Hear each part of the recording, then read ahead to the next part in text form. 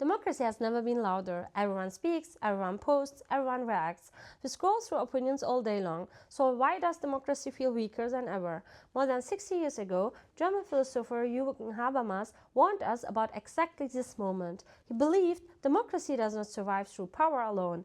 It survives through communication, through how societies talk to themselves. Habermas gave us the language of democracy. Platforms changed the rules. Let's unframe Habermas together. In 1962, Habermas published a book that would shape political theory for generations, The Structural Transformation of the Public Sphere. His argument was simple and radical. Democracy depends on a shared public space, a space where citizens debate, where arguments matter more than status, where ideas compete, not identities. In this public sphere, media plays a central role, not as propaganda, not as a mouthpiece for power, but as a mediator.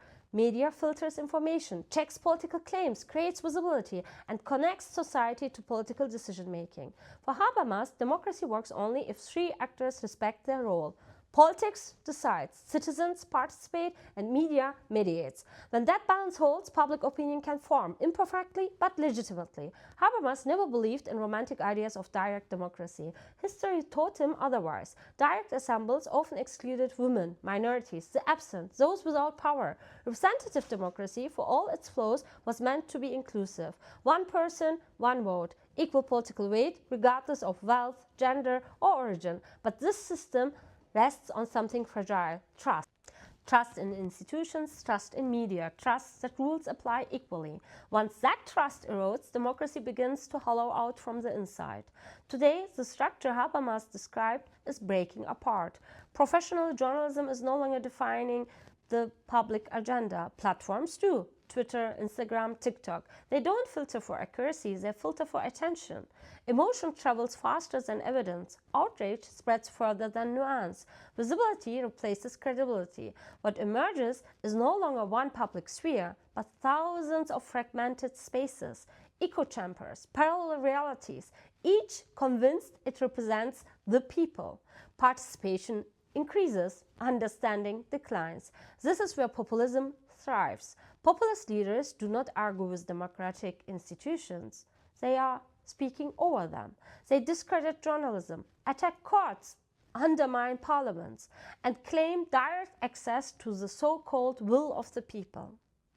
Habermas warns us, when political authority is replaced by applause, democracy enters a very dangerous territory, because historically, appeals to a pure people have never expanded freedom. They have narrowed it. Disagreement becomes betrayal. Criticism becomes treason.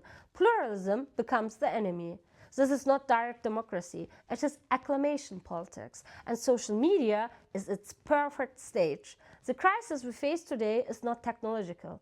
It's psychological. Democracy requires patience. Platforms reward impulsivity. Democracy needs complexity. Algorithms demand simplicity. Citizens are turned into audiences. Debate becomes performance. Politics becomes identity warfare. Habermas asked a question that feels more urgent than ever. Can democratic will formation survive when communication itself is distorted? This is not a fight between old media and new media. It is a fight over the conditions of democracy itself.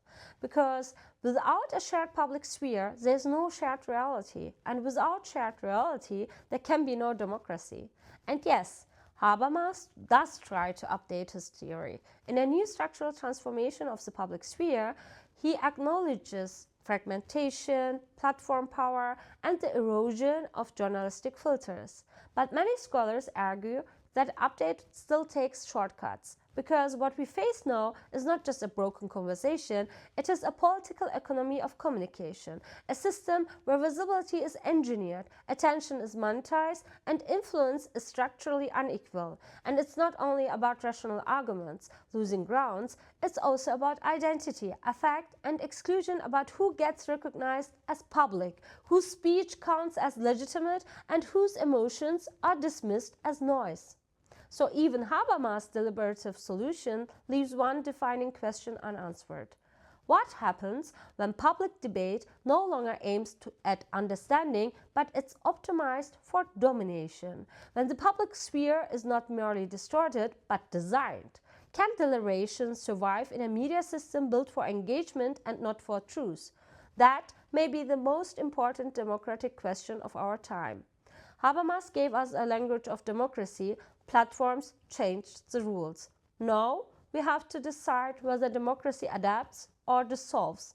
I'm Yasemin Aydın, and this is Unframed Theory. See you next time.